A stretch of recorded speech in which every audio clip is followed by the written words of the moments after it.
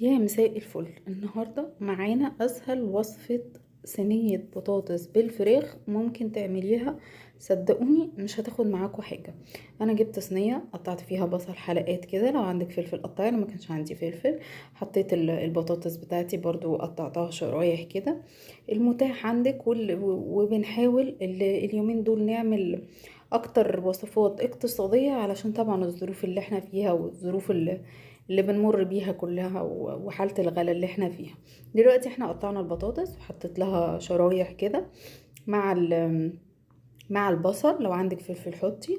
وكنت ضاربة طماطم في الخلاط، وقمت صباها عليها عصير طماطم، وقمت حطها كده عليها. وبعد كده جبت بولة صغيرة وحطيت فيها معلقة صلصة وعليها معلقة عسل اسود.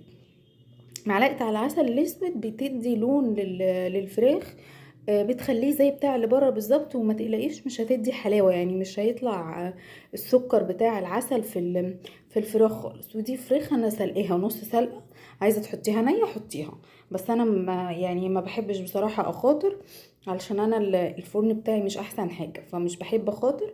وبعد كده قمت مغمساها بالخليط بتاعي، غمست الفراخ بالخليط بتاعي.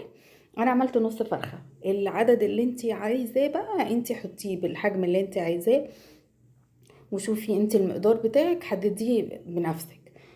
وبعد كده قمت حاطه عليها خليط العسل بالصلصه، وقمت دهناه كويس بالفراخ بتاعتي.